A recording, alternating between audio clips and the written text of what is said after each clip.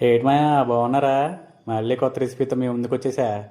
బెండకాయ మసాలా కర్రీ ఎంత బాగుందంటే తింటే అంత బాగుంది.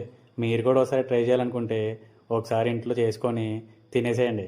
ఎందుకంటే చిన్నప్పటి నుంచి నేను చాలా బెండకాయ కర్రీలు చూశాను, కానీ ఎలాంటి మసాలా కర్రీ నేను ఎప్పుడు చూడలేదే.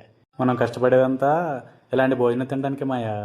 ఇలాంటి భోజనం తింటూ మన కష్టాలన్నీ మర్చిపోవచ్చు మాయా.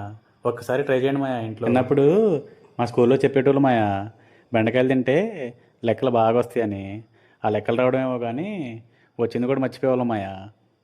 ఎందుకు మాయా, వెజ్ ఫ్యాన్స్ ఎవరైతే ఉన్నారో తొందరగా మార్కెట్కి వెళ్ళి బెండకాయలు పట్టుకొచ్చేసి స్టార్ట్ చేసేయండి మాయా రెసిపీ. ఇది తింటుంటే ఎలా ఉందంటే అలా స్వర్గానికి వెళ్ళేసి అందరిని పలకరించేసి ఇంటికి వచ్చేసినట్టుంది మాయా.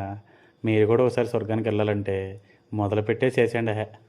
కానీ మర్చిపోయాను మాయా, మన ఛానల్ సబ్స్క్రైబ్ చేసుకోండి మాయా. ఇలాంటి వీడియోస్ చాలా